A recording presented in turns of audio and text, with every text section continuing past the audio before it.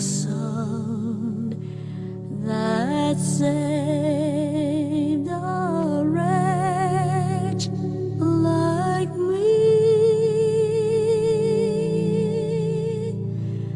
I was lost, but now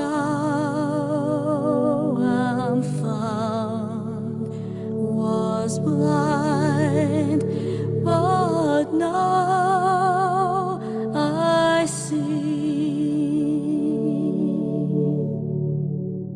Mela nistenkom sibu l-Atti tal-Apostli, kapitlu 14, se naqraw priedka tal-Apostlu Pawlu darba lil-nies li kienu pagani, nies li ma tantx kellhom idea. Għara l-ħa darba smajni jipriedka l-filosofi, nies intellettuali, bravi, ta' Ateni, u xorta waħda għallilhom intom l-alla vera ma tafuħx, u ħanxandarulkom jiena. Hawnhekk Pawlu qed ixandar l-istess messaġġ però lill-udjenza differenti, nies li kienu pagani. Ħanibdew naqraw minn vers 8. Mela Atti 14, vers 8. U fl-Istre kien hemm wieħed raġel bla saħħa f'riġlejh bil-kien ilu tsopp minn ġu fommu u qatt ma mexa. Dan sema l-Pawlu jitkellem u Pawlu wara li waqqaf ħarstu fuqu u ntebaħ li kellu l-fidi biex ifieq. Qal bleħenoli fuq saqajk. U dak qabeż u mexa. U malli n-nies raw x'għamel Pawlu, refaw leħinhom u bdew jgħidu bl-ilsien Likaoni l-allat niżlu għandna taħt xbija ta' bnedmin. Dik xi ħaġa fil-folklor ta' żmien kien jemnu ħafna. Li l-allat kultant kien jieħdu forma ta' bniedem u jinżlu iżuru bnedmin u jerġgħu lura lejn Mount Olympus. U allura ħasbu li bil-miraklu stupend li għamel l-Apostlu Pawlu li l-allat niżlu għandna taħt xbija ta' bnedmin. U sejħu l-Barnaba Zeus kien l-aktar alla falz famuż dak iż-żmien, l-alla fuq l-allat l-oħra bħal li kieku. U lil Pawlu sejħulu Merkurju, għaxu kien il-kellimi ewlieni. Għax Merkurju kien wieħed mill-allat li kien iwassal messaġġi lin-nies. U Barnaba jiena nistħajlu ma nafx il-għala daqsxejn goff u mibni kien qisu sejħulu Zeus u l-Pawlu Merkurju. Imbagħad il-qassis ta' Zeus li kien qudiem il-belt tagħhom ġieb fil-bieb gniedes u girlandi u rrid jagħmel sakrifiċċju flimkien man-nies. Araw is-superstizzjoni qalila fost dawn in-nies hux vera. Ignoranti għal kollox. Meta l-Apostli Barnaba u Pawlu semgħu dan ċartu l-bieshom u ġrew qalb in-nies jgħidu u jgħidu jarġiel. Aħna qegħdin tagħmlu dan. Aħna wkoll bnedmin li nħossu bħalkom. Bnedmi bħalkom fil-versans tal-kem tad-demmu l-ħam bħalkom. U qegħdin inxandrulkom biex idduru minn dawn il-fruat lejn Alla l-ħaj. Xi fruat huma l-idolatrija sfrenata li kienu fiha. Dur minn dal-fruat lejn Alla l-ħaj li għamel is-sema u l-art u l-baħar u kull ma fihom li fi żmien li moddija ħalla l-ġnus kollha jimxu fit-traqathom. Madankollu ma ħallix li nnifsu minn għajxieda billi jagħmel il-ġid u tagħmel is-sema xita u staġuni tal-frott u mela qlubna bl-ikel u l-ferħ. U b'dal-kliem bil-kemm żammew in-nies li ma jagħmluhomx sakrifiċċju. U hemm ġew minn Antjokija u minn Ikonium xi lut li dawru l-poplu wara li ħaġru l-Pawlu karkruh barra mill-belt billi ħasbuh mejjed. Iżda billi d-dixxipli daru miegħu qam u daħal il-belt. U l-għada telaq ma' Barnaba lejn Derbe. Ħafna jgħidu li hawnhekk li Pawlu kien prattikament mejjed u Alla qajmu mill-mewt. Illi kif dan l-istadju fejn Pawlu kien merfuħ fit-tielet sema fil-ġenna u ra dak il-viżjonijiet li tkellem dwarhom mbagħad fit-tieni ittra li Tessaloniki, però ma nistax nkunu ċerti. Ripetutament tisimgħu minn għandna kemm Alla ħabna. Ja il-tema maġġura tagħna li aħna nifirħu nitennew mhux vera. Dik il-mħabba speċjali li Alla wera meta ma frankajx l-istess ibnu imma taħ għalina l-koll. U miegħu allura jagħtina b'xejn il-weġ kollha. Alla li huwa l-istess imħabba wasal biex avolja bata u fibnu Ġesu, imma mbasta jiġborna u jurina l-estremità sħiħa tal-imħabba tiegħu. Fil-Vanġelu ta' Ġwann infatti meta Ġesu kien qorob biex jieħu l-passjoni, jgħidilna hekk li qabel festa tal-Għid meta Ġesu kien jaf li waslet is-sija tiegħu, li għandu jgħaddi minn id-dinja għal il-missier billi kien ħab lil tiegħu lil-nies ġifieri. Bandoħra jsejħulhom in-naċ tiegħi li r-rajt tajb jagħti ħajtu għalihom, billi kien ħab lil tiegħu li kienu fid-dinja baqa' jħobbhom sal-aħħar, baqa' jħobbhom eis telos sal-perfezzjoni, baqa' ħabbhom kompletament u rihom l-estensjoni sħiħa tal-imħabba tiegħu. U ċoe illi iva wasal biex volontarjament ħalla lil min jarrestaħ jgħaddih ġuri ta' parsi jabbuh bis-salib u fuq ukoll imut fuq is-salib appuntu biex jaqlalna il-maħfra d-nubiet u l-ħajja eterna fil-preżenza ta' Alla fil-ġenna. Din hija l-imħabba speċjali li l-Bibja sikwit titkellem dwar. Per eżempju l-Apostlu Pawlu jindirizza lilna l-irġiel miż-żewġa, irġiel ħobbu n-nisa tagħkom bħalma Kristu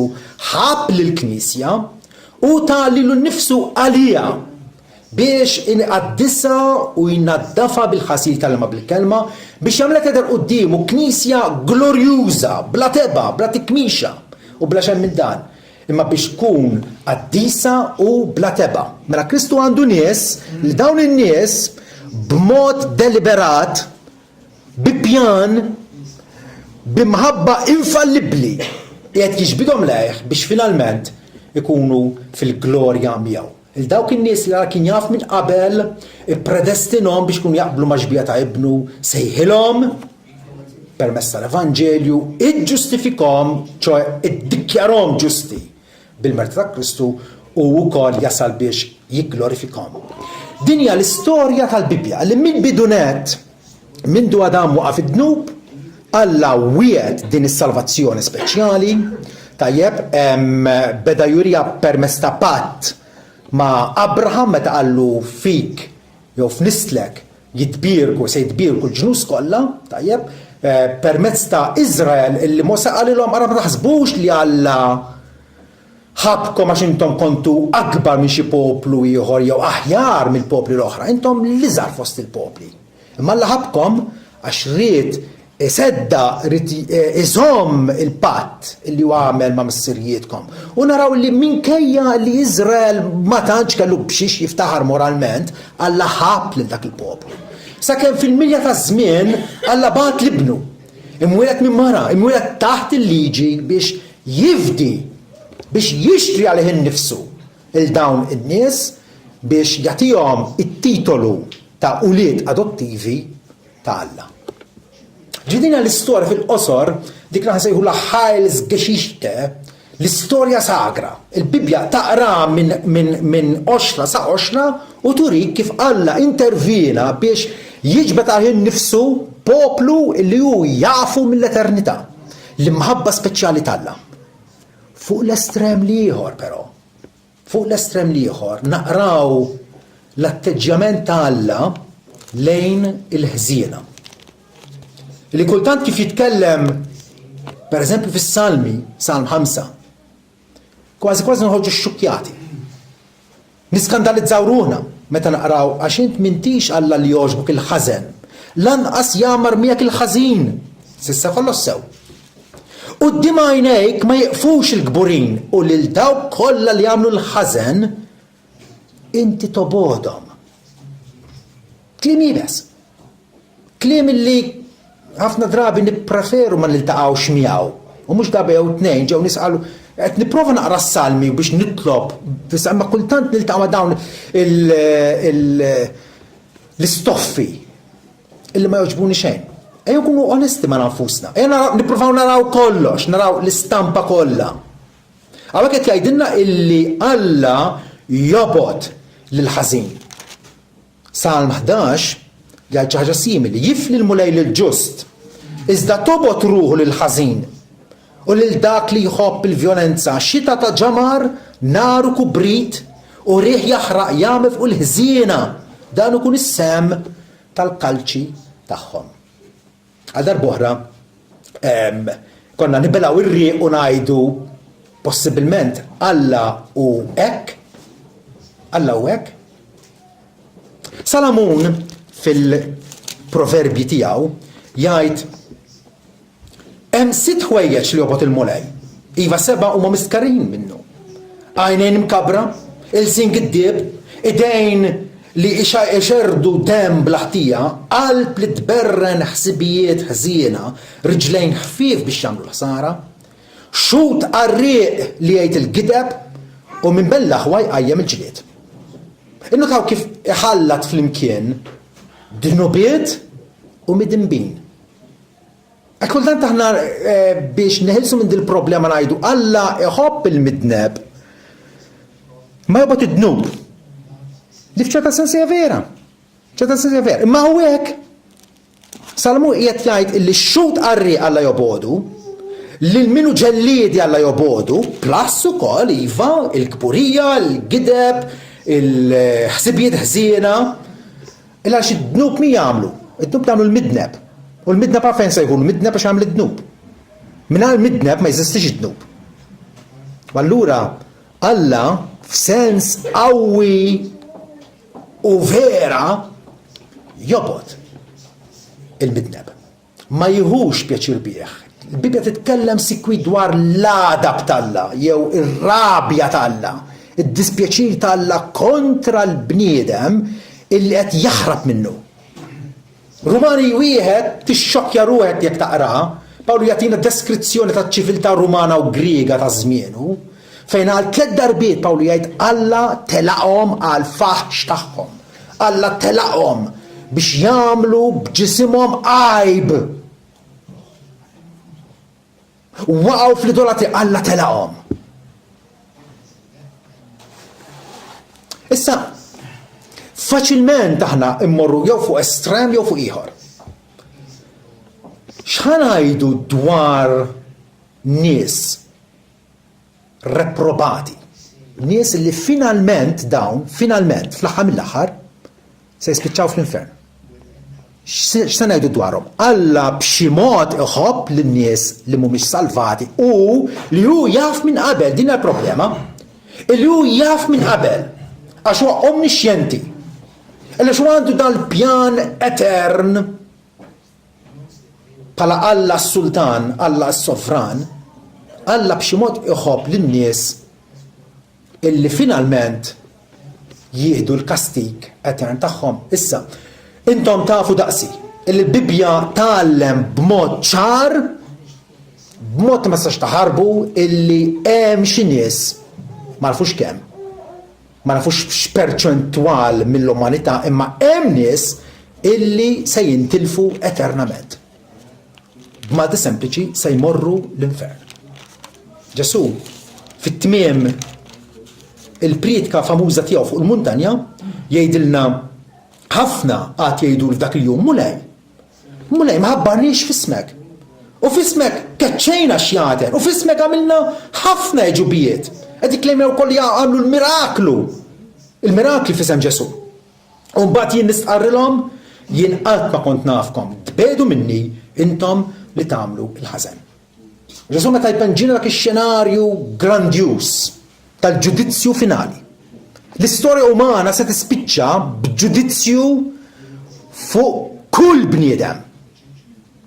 Il-ġnus kollha se jinġemgħu quddiem Ġesu Kristu li huwa l-imħallef u hu bħala r-raj bħalma jagħmel raj jifret in-naċ mill-mos. U l-ħżiena jgħidilhom dak kollu li ma għamiltux ma l-iżgħar fostuti ma mutux miegħi. U dawn imorru, hekk jispiċċa Mattew, l-aħħar sentenza ta' dax-xenarju kollu, u dawn imorru fil-kastik ta' dejjem. Imma l-ġusti fil-ħajja ta' dejjem. Hemm din id-diskriminazzjoni, din is-separazzjoni illi tibqa' għall-eternità ta' nies salvati, nies mitlufa. Nies illi Alla urihom l-imħabba speċjali tiegħu u nies illi kif se naraw minkejli Alla rriedhom li jersqu baqgħu stinati fil-dnub u n-nuqqas ta' ndiema. Alla jħobb lir-reprobati, Alla b'xi mod iħobb lin-nies illi finalment se jispiċċaw fl-infern. Ħalli nispjegawha hekk għana. Għax l-imħabba hija konċett tant sublimi, tant vasta. U naħseb li fuq l-aħjar li kieku nidu eżempju fuq innifsi. Jiena li għandi il-marti u l-uliedi inħobbhom b'imħabba speċjali. U nista' nibqa' sejrek inħobb lill ġenituri tiegħi b'imħabba speċjali. Il-ħuti li trabbejt magħhom, lilkom li intom aħwa fi Kristu miegħi. Tajjeb? Imma qed nibda ngħid il-Maltin inħobbhom. Walla kemm m'għandi ħadd, ma rrid nkun miksur ma' ħadd. Għandi rida tajba lejn ħadd ieħor, tajjeb? Imma tibdew ngħidu l-Ewropej inħobbhom ukoll. Il-nies tal-Madagaskar, tal-Papua New Guinea, qatt magħhom? Ma ħobbhom? Well, qegħdin taraw li l-imħabba hemm livelli differenti tagħha? Xi ħadd minnkom jista' akkużani, le, żomm għada. In-nies tal-Madagaskar titħobbhom daqs martek. Aħna msejħin biex nagħmlu hekk, ħobb il-proxmu tiegħek bħalek innifsek. Iva. Imma fost dal-proxmu hemm nies li huma ħbieb tiegħi li Bibla tirrikmanda li jkollna ħbieb. Ġesu nnifsu kollu ħbieb, Lazzaru u l-bqija. Hemm dawn livelli illi jekk aħna nirrikonoxxuhom, tajjeb, ħatkun aktar faċli għalina biex nifhmu illi aħna maħluqin fuq xbija Alla b'xi mod jiġbaħna, jew ħana nixbħu lill-Alla. Alla għandu din l-imħabba speċjali lejn il-maħturin jew il-mażulin tiegħu illi hu ippredestinom mill-eternità għal ħajja ta' dejjem. Ma jfissirx li b'daqshekk Alla m'għandux ċerta mħabba lejn in-nies kollha tad-dinja, lejn l-umanità kollha, lejn kull bniedem. U se nippruvaw naraw kif u x'fatta Alla iħobb lin-nies. Lilna li aħna ta' Kristu, Alla jħobbna pekuljarment, jħobbna partikolarment, aħna it-teżor partikolari tiegħu. Imma ma jfissirx daqshekk. Il-ħamurru fl-essem u ngħidu li Alla allura ma jħobbx. Iva, dak li qrajna fis-Salmi, illi Alla qed jiġġudika u Alla ma jħux pjaċir bil-midinbin. Bl-atteġġament tagħhom illi huma ma jridux jafu bih, illi huma ma jirrikonoxxuhx, illi huma ma jtuħx qima, ma jirringrazzjawx għal barkit tagħhom. Bħalma missier iħobb l-uliedu mek wieħed minnhom huwa vili, ingrat, tost, ardit. Alright, missieru xorta jistiednu għall-ikla ta' flaxija. U xorta jixtilu l-affarijiet tal-iskola u xorta jixtilu l-bis jilbes. Imma għandu pjaċir, jagħtih pjaċir dat-tifel xejn. Iħobbu iva. Iħobbu jagħmlu l-ġejt. Imma ma jfissirx illi dak il-missier għandu għaxqa, għandu ċertu pjaċir lejh. U iva rridu għallu naffermaw illi Alla, li huwa l-istess imħabba, għandu imħabba benevolenti u benefiċjenti lejn il-nies fuq il-5 kontinenti. Minn ġenerazzjoni għall-oħra. Ma jistax ikun inqas minn hekk. Meta ngħidu mħabba benevolenti, ġifieri Alla il-voler, il-rieda tiegħu hija pożittiva lejn nies. Hija pożittiva lejn nies. U hija mħabba wkoll benefiċjenti fis-sens li Alla faċere jagħmel il-ġid. U meta tagħmel il-ġid hija tesprimi l-imħabba tiegħek. U allura l-imħabba benevolenti fis-sens li Alla irid jagħmel il-ġid. U benefiċjenti li attwalment jagħmel il-ġid din l-imħabba t'Alla mhijiex limitata fl-estensjoni tagħha. Hija mifruxa mal-umanità kollha. Mal-umanità kollha. Alla f'ċertu sens iħobb lill-umanità kollha. Titu 3:4 naqraw illi meta deret it-tjieba u l-imħabba t'Alla lejn il-bnedmin. Tajjeb, u hemmhekk juża kelma filantropija. Filantropu tafu x'inhu filantropu huwa xi ħadd li jagħmel il-ġid lill-bnedmin, jibni l-isptarijiet u l-iskejjel, appuntu iħobb jagħmel il-ġid lil ħadd ieħor, dak huwa filantropu. Miżantropu huwa xi ħadd li jobgħod il-bnedmin. Hawnhekk Pawlu qed jgħidilna li deret il-filantropija t'Alla. L-atteġġament pożittiv t'Alla lejn il-bniedem deret iva fil-miġja ta' ibnu. Alla huwa filantropu. Minnu nnifsu jagħmel il-ġid lill-bnedmin. Anke jħobb lin-nies illi jkunu semaw il-Vanġelu u jiġħdu l-Vanġelu. Di forsi daqsxejn diffiċli biex naċċettawha. Mark 10:21 għandna l-istorja ta' dak ir-raġel żagħżugħ illi mar saqs il-Ġesu mistoqsija reliġjuża tajba ħafna x'għandi nagħmel biex nired il-ħajta dejjem u Ġesu spjegalu illi jekk inti jidhirlek li inti tajjeb mela ubdi l-kmandamenti liema Ġesu qallu liema qallu da kollha għamilthom intu kont tfajjel qallu mela issa jekk inti tkun perfett mur bih kull ma għandek għatih il-foqra batejja u mxi warajja u daka x'insema dan tnikket u dar u telaq. Però f'nofs din l-istorja Mark jagħtina dettall sabiħ. Dettall anke sorprendenti. Meta vers 21 wara li dak iż-żagħżugħ qallu Mgħallem dawn kollha ħaristhom minn żożiti. Imbagħad Ġesu ħares lejh. U ħabbu. Temnuha? Ħares lejh u ħabbu. Nafu x'inhu l-eżitu tal-istorja dal-bniedem għall-inqas dak il-ħin ma salvax. Moġbux id-diskors ta' Ġesu. Telaq. Ġesu jew kienna ħabbu. Ħares lejh u ħabbu. Dak huwa l-atteġġament ta' Alla lejn il-bniedem illi anke meta l-bniedem qed jisma' l-verità ta' Alla u jwarraba Alla jibqa' jsus fuqu. Dak l-atteġġament tajjeb. Iżajja 63 tkompli twessalna din l-istampa ta' Alla meta jgħidilna vers 7.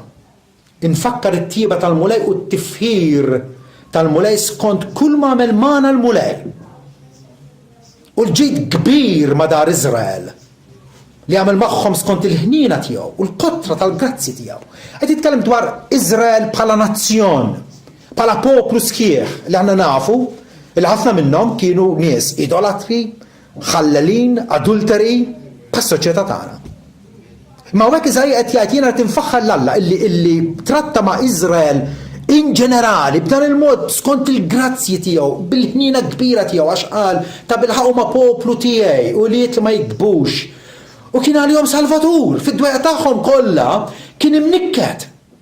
Meta kienu fl-Eġittu u Alla der il-Mosè għallu ħanbatek fl-Eġittu għallu għax jiena rajt l-afflizzjoni tagħhom, rajt id-batijiet tagħhom u ħanbatek biex teħlishom mill-jasar tal-Eġizzjani. Fid-dwejqa tagħhom kien imnikket, l-anġlu tal-preżenza tiegħu salvhom f'imħabtu u fiħnientu fdihom lil min feda il-Mosè u l-Arun li kienu verament tiegħu jew il-kulħadd. ħareġ il-kulħadd. F'imħabtu fiħnientu fdihom u refaħħom u ġarrom il-jiem kollha ta' dari iżdu ma xewxu. U weġġaw l-Ispirtu Mqaddes tiegħu. Ara daċċaj, illi dawn illi Alla wera l-ħniena tiegħu berikom, tom il-ħelsien, daħħalhom fl-art imwieda u ma xewxu kontra l-ispirtu mqaddes tiegħu għalhekk u imbidel għalihom fadu u tqabad kontra tagħhom. Imbagħad ftakar fi żmien ta' Dari, Mosè u l-poplu tiegħu bil-qalb fejn hu dak li tallaħħom il-baħar mar-raj tal-merħla tiegħu. Alla kontinwament jagħmel il-ġid lill-bnedmin u din hija turija, din hija esibizzjoni waħda u grandjuża tal-imħabba tagħna. Ħa naraw mela bliema modi Alla attwalment juri u jwassal u jesprimi mħabtu l-bnedmin. Mhux biss jridu nżommu differenza hemm distinzjoni bil-imħabba speċjali tiegħu illi attwalment issalva lil bniedem u flok ma jieħu l-kastig dovut għalih fl-infern isir werriet tal-ġenna. Dik il-mħabba speċjali tal-Alla. Ma jfissirx illi Alla ma jħobbx lil bniedem. Il-fatt illi Alla bil-ħolqien tiegħu tmur fejn tmur, tista' titla' anke fuq il-qamar, anzi kważi aħjar għax tara ċertu veduti li ma tarahomx mid-dinja. Illi ismewiet ixandru l-glorja tal-Alla. Il-midneb għafolju kontra Alla ma jistax jaħrab il-preżenza tal-Alla. Alla qed jgħidu jien neżisti. Ismew tixandru l-glorja tal-Alla. Sa 19, anke ir-rivelazzjoni ġenerali tal-Alla fin-natura, kull ma għamel, il-muntanji, il-baħar, l-annimali, dawn huma kollha prova illi Alla qed jgħid lill-bniedem jien nesisti. Rumani 1:20 jgħidilna il-ħwejjeġ li ma jidrux tiegħu, is-seta eterna tiegħu u d-divinità billi kienu sa mill-bidu tal-ħolqien tad-dinja magħrufin mill-ħwejjeġ li saru jidru ċari. Issa vera Pawlu kompli jgħid għalhekk m'għandhom skuża. Din l-imħabba tal-fatt li Alla wera lu nnifsu fil-ħolqien tiegħu u l-bniedem qed jagħlaq għajnejh. Bħalissa qed nara ħafna debates bejn ateisti u Kristjani fuq il-ħolqien partikolarment. Nies bravi, nies intellettwali xjentisti, l-ikbar xjentisti Amerikani. U jiġi jgħidulek illi kollox ġie mix-xejn u Alla ma jeżistix u Big Bang u xnafjien ma tagħmel sens. Qed jagħlqu għajnihom għall-verità qed jaħarbu minn Alla. Imma kull fejn tmur Alla mela ċardi, kull fejn tmur ħajkun hemm indikazzjonijiet illi jien neżisti. Dik l-ewwel ħaġa. Il-fatt ukoll illi Alla juri grazzja komuni. Aħna il-ħin kollu u bir-raġun nifirħu fil-grazzja speċjali tiegħu. Il-grazzja li bija għandna l-maħfra tad-nubiet. Il-bija aħna ġustifikatu quddiem. Illi kif bdejna fil-bidu għalhekk issa m'hemm ebda kundanna għal dawk ma fi Kristu Ġesu. Vera? Dik il-grazzja partikolari tiegħu. Imma hemm grazzja komuni, grazzja t-tjieba ta' Alla lejn l-umanità in ġenerali, li bija jirrestringi d-dnub. Li kieku m'hemmx il-grazzja ta' Alla, kieku d-dinja tagħna ssir infern fil-vera sens tal-kelma. U Alla urina dawk il-każijiet żgħar ta' wieħed u l-awwelin illi meta l-bniedem Alla jitilqu biex jesprimi l-ħażan ta' qalbu, x'naraw? Pol Pot, Mussolini, Gaddafi, Hitler, dak it-tip ta' nies. Il-bniedem illi jekk Alla ma jirrestrinġiex, Alla kapaċi juri mħaftu billi l-bniedem ma jħallihx jitneb. Daqs kemm għandu l-potenzjal li jitneb. Dik hija turja tal-mħabba tiegħu. Fil-Abimelek, meta prova jieħu l-mara ta' Abraham, u Alla qallu f'ħolma iva jien naf li dan għamiltu fis-safa ta' qalbek għax jien żammejtek ukoll li ma tidnibx kontra tiegħi. Jien żammejtek li ma tidnibx kontra tiegħi. Il-grazzja komuni ta' Alla. Illi l-bniedem ma jibqax Alla ma jħallix jitħassar daqs kemm kapaċi jitħassar. Il-bniedem ukoll avolja u mitluf. Avolja ma jfux il-Alla, xorta waħda Alla imantnieh lill-bniedem b'sens ta' tajjeb u ħażin. Jiena f'mara li tajt sfaċċatament jien atea, ma nemminx b'Alla, ma nemminx li Alla jeżisti. U xorta waħda għandha sens qawwi ta' x'inhu tajjeb u ħażin. Il-bniedem illi qed jiġħad il-Alla u Alla xorta waħda jħallih kważi uman illi ma jsirx xitan illi ħlief ħażen ma jridx. Dik hija l-imħabba tal-Alla lejn anke lejn mitlufin. Il-bniedem xorta waħda volja mitluf jaraf x'inhu l-ġmiel, għandu kuxjenza. Jaf jipproduċi xogħlijiet artistiċi tal-letteratura u l-bqija. Alla illi anke lil ħżiena jagħtihom il-ġid.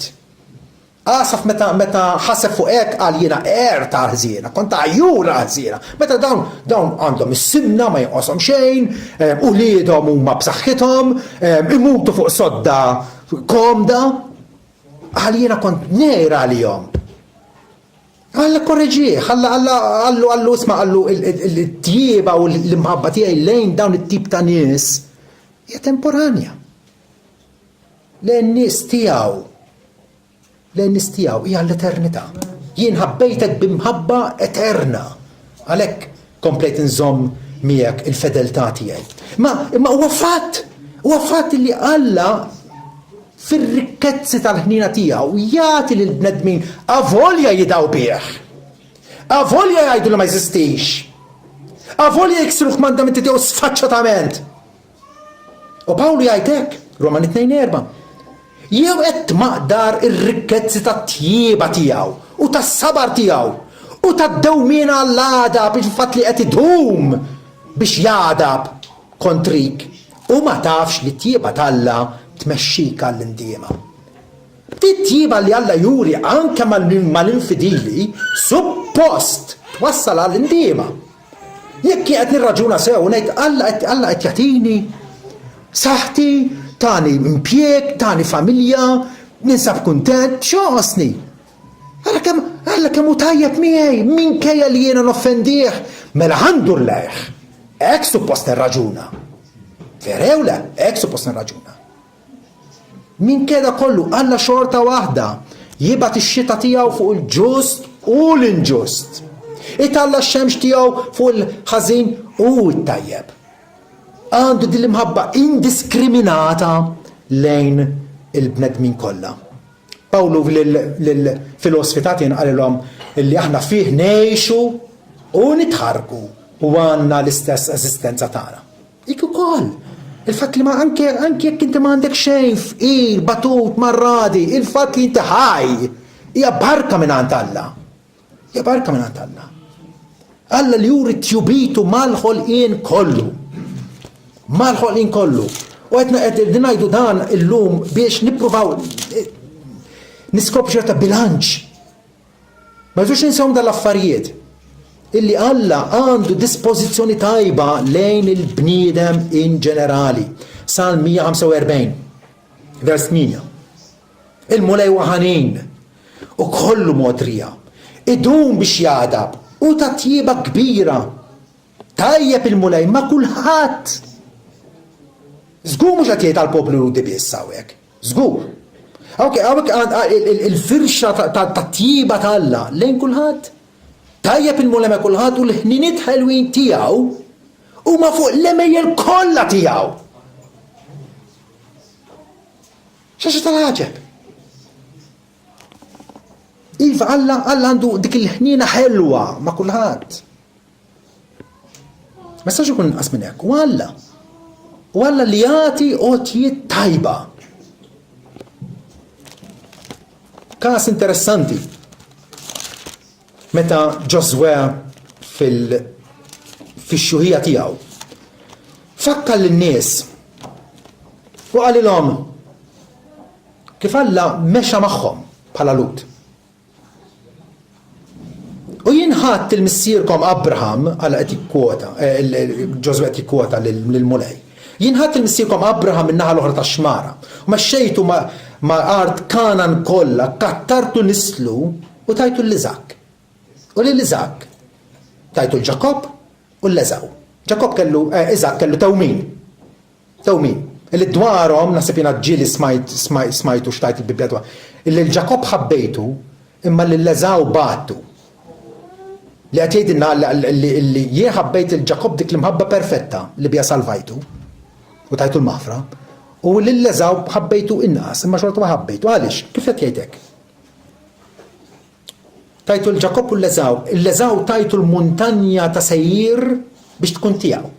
Anke matul ħajtu Eżaw li kien bniedem profan ma jemmenx iż-żewġ kemm il-mara biex jisfida l-missieru, dak it-tip ta' raġel kien. Illi bieħ il-prima ġurnatura tiegħu għal biqja soppa tal-azz. Iġi kemm ma kienx jimpurtaħ meħweġ reliġjużi. U Alla qed jgħidilna hekk illi tajtu lill-muntanja ta' sejjir biex tkun tiegħu. Nafu kemm Eżaw kien anke sinjur alla birku b'ħafna mrieħel għaddejja tiegħu. Iżda Ġakob u liedu niżlu l-Eġittu. U din l-problema tagħna. Ħafna nies li huma mitlufa u jibqgħu mitlufa sal-aħħar Alla jberikhom. Alla jberikhom. U lin-niesu iġielhom ibatu. Il-Ġakob u niżlu l-Eġittu, tafu x'ġara fl-Eġittu, wara li Ġużeppi laħaq farawn wieħed li ma kienx jafu Ġużeppi u beda jaħqarhom u ġabhom il-sira tiegħu għal 400 sena. Fejn l-imħabba tal-lejn dak il-lut? Hemmhekk kienet, ma kienx tidher. Kienet imħabba speċjali lejn. Alla jagħmel il-ġid lill-umanità kollha. Atti 14, vers 17 il-priedka li rajna tal-Apostlu Pawlu. Fejn għalilhom jarġil qal fejn qegħdin tagħmlu dan aħna wkoll bnedmin ħossu bħalkom qegħdin xandrulkom biex idduru minn dal-fruat lejn Alla l-ħaj li għamel is-sema, l-art, il-baħar u kull ma fihom. Li fi żmien tmoddija ħalla l-ġnus kollha jimxu fit-triqathom madankollu, okej, kienu ignoranti spiritwalment, kienu mitlufin, madankollu. Ma ħallix li nifsu minn xieda billi jagħmel il-ġid u tagħna mis-sema xita, staġun tal-frott, u mela qalbna bl-ikel u bil-ferħ. Dak huwa Alla. Illi minkejja li l-bniedem huwa kontrih u jaħlef li huwa kontrih, Alla xorta waħda jagħtih is-staġun tal-frott, jagħtih il-ġid, jagħtih l-abbundanza. Il-grazzja komuni ta' Alla mhix grazzja redentiva, mhix grazzja li tifdil il-bniedem mill-jasar tad-dnub u mill-infern. Ma xorta waħda hija manifestazzjoni tal-interess u t-tjubija Alla lejn il-bnedmin in ġenerali.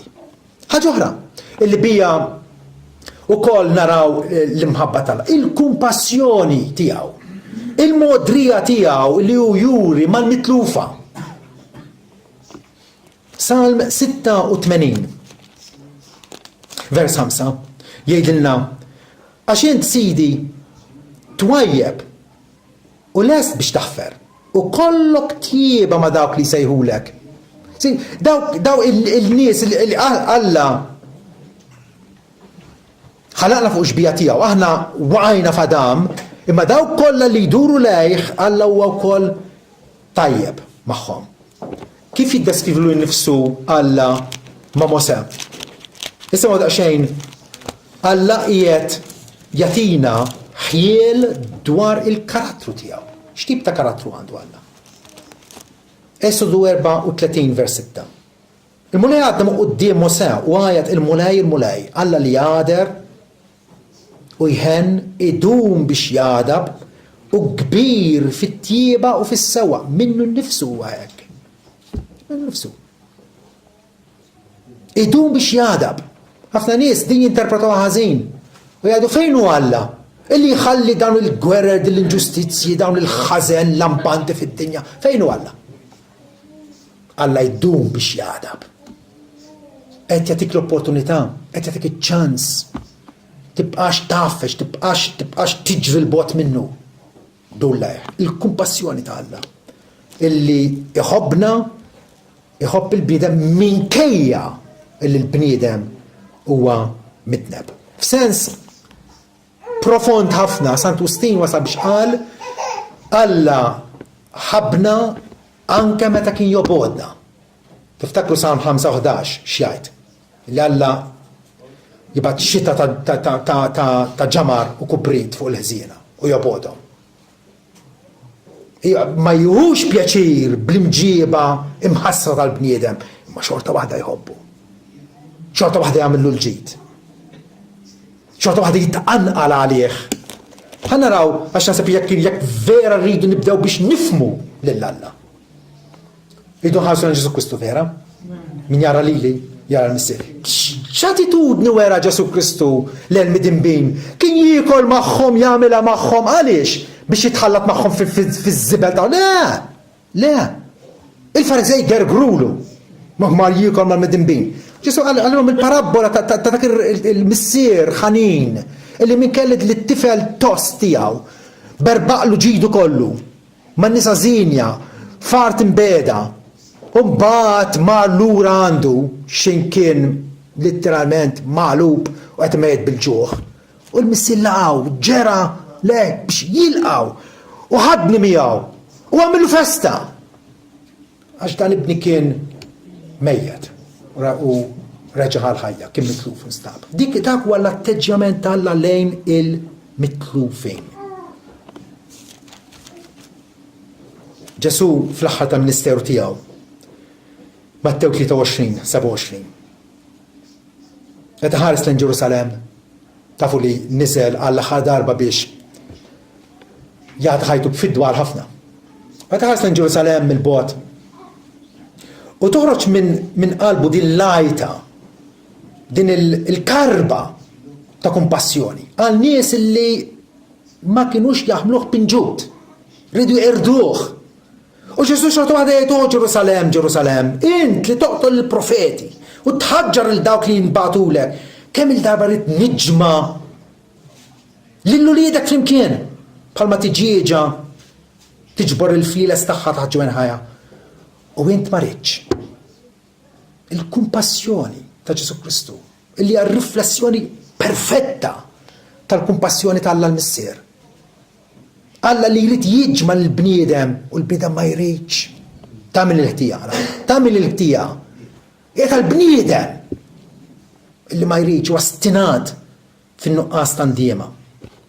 Luqa anzi jagħtina aktar dettall dwar il-qalb ħanina ta' Ġesu Kristu. Luqa 19 vers 41. Meta qorob lejn Ġerusalemm lemaħ il-belt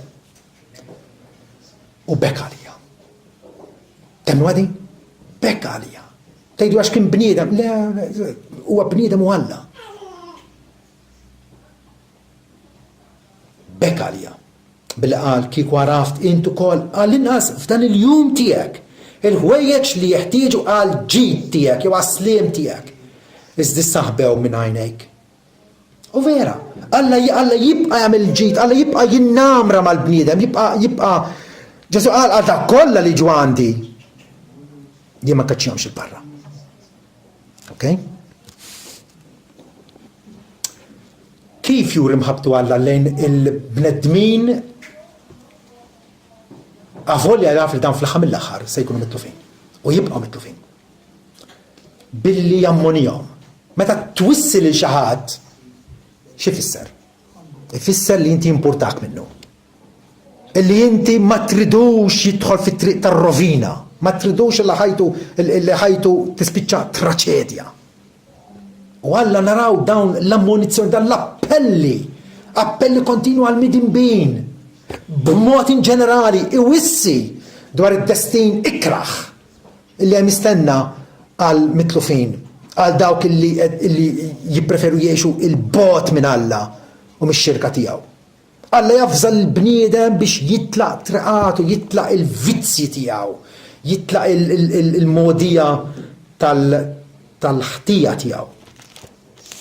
Naqraw sempliċement waħda minnhom f'Iżajja 55, vers 6. Fittxu l-mulej meta jista' jinstab, sejħulu x'inhu qrib, ħalli l-ħażin jitlaq triqtu u r-raġel tal-ħażen ħsibietu u ħajirġa' lura l-mulej u jħenna għalih.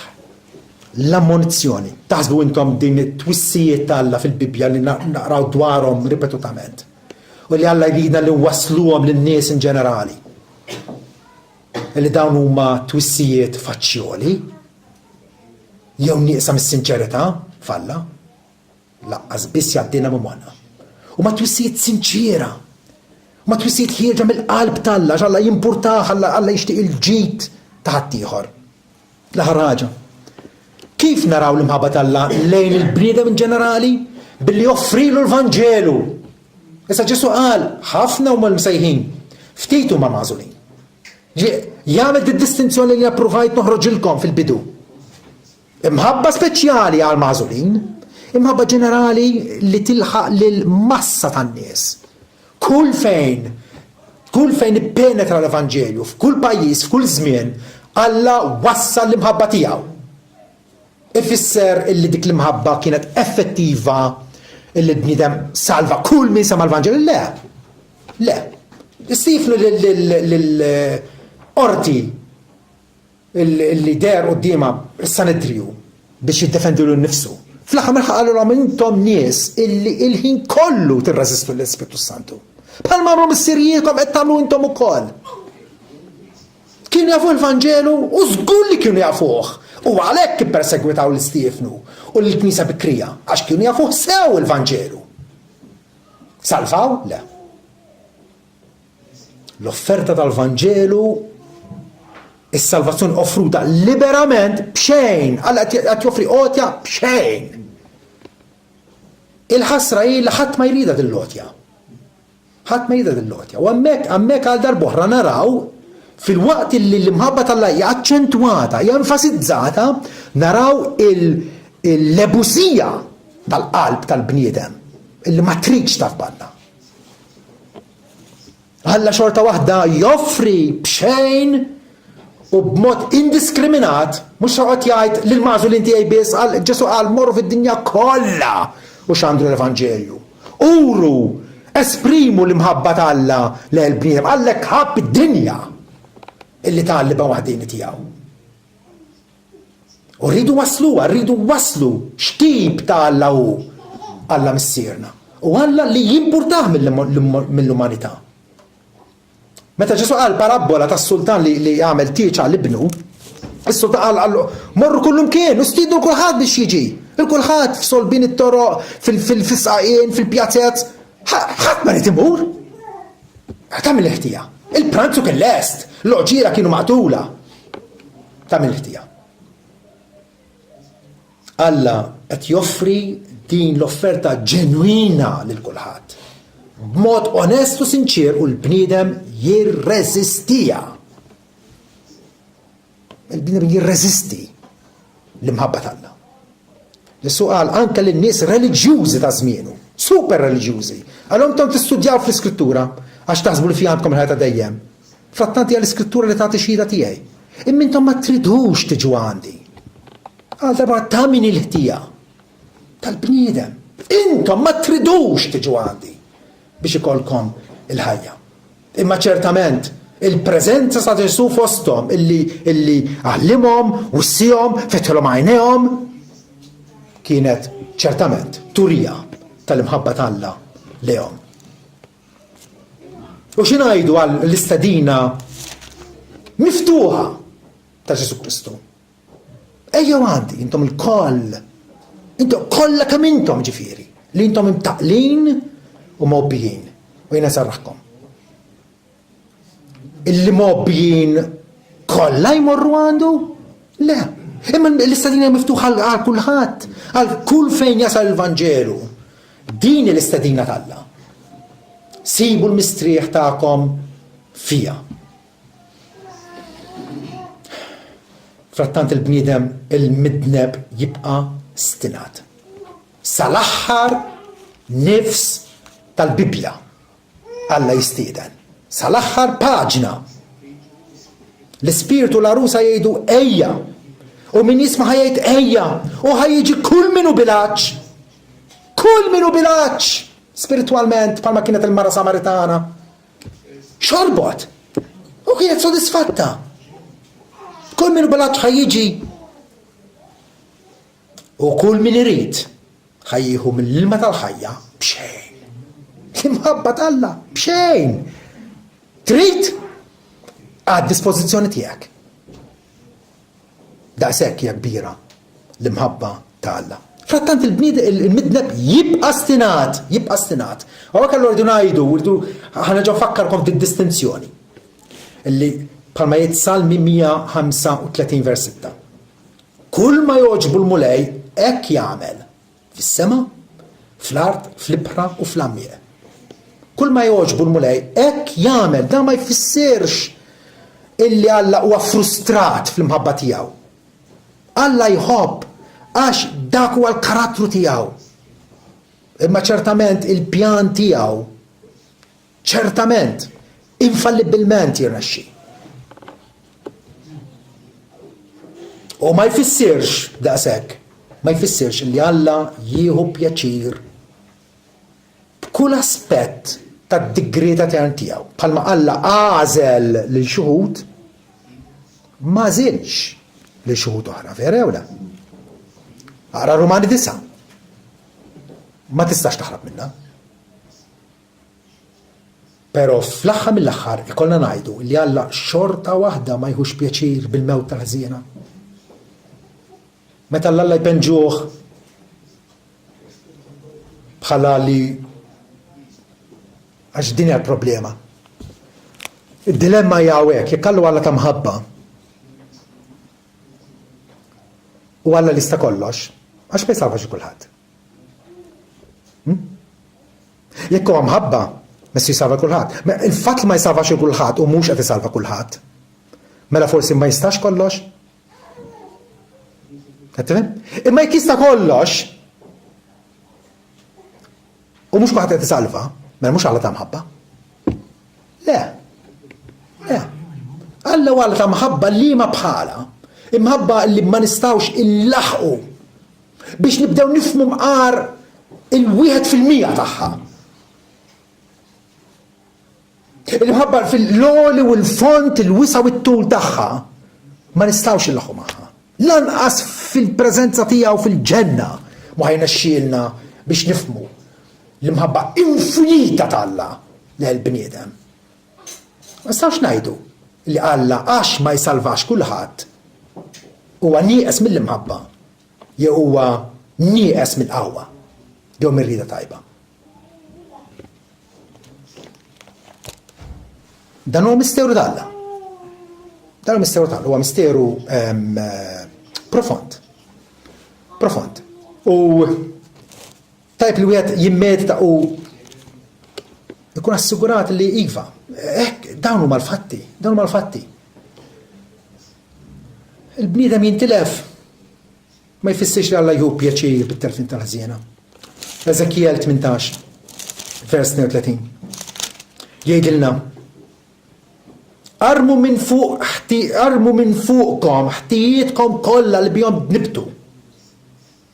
U għamlu għalikom qalb ġdida u spiritu ġdid. Alla jkellem lin-nies. Għaliex tridu tmutu għodar Iżrael? Għax jien m'għandux pjaċir bil-mewt ta' min imut, jgħid Sidi l-Mulej. Għalhekk indmu u jibqgħu ħajjin. ċertament Alla huwa mħallef ġust ta' rettitudni li ma bħala, però ħanarġgħu naffermaw Alla ma jieħux, Alla jieħu pjaċir bil-bniedem idur lejh u jsib fih minn għandu maħfra sħiħa. Kapitlu 33 tal-istess ktieb jgħidilna: ejdilhom daqskemm jien ħaj, jgħid Sidi l-Mulej, jien ma nitaxxax bil-mewt tal-ħżiena. Iżda il-ħażin jerġa' lura minn traqatu jgħix. Erġgħu lura minn traqatkom il-ħażina. Għaliex titmut u dar Iżrael? Qegħdin tirrealizzaw illi aħna bħala segwaċi ta' Ġesu Kristu Alla saħibna miegħu biex meta ngħaddu l-Vanġelu l ħadd ieħor qegħdin ngħidu għalfejn tridu tmutu. Għalfejn tridhom tmutu. Alla huwa dispost tajjeb lejkom. Diġà wera l-prova tal-mħabba tiegħu meta konna għadna midinbin Kristu miet għalina. Ilqgħu ir-rikonċiljazzjoni ta' Alla. Alla qed isaħibna miegħu biex iwassal l-imħabba tiegħu u l-bniedem biex jirrispondi għal din it-turija tal-imħabba tiegħu. Amen.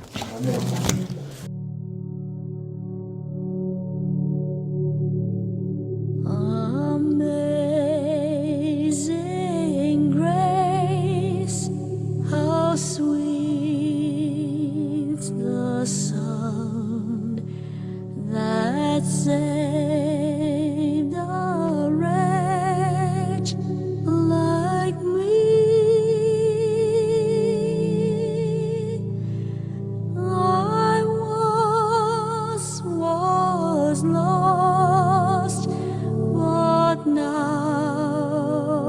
I'm found. Was blind, but now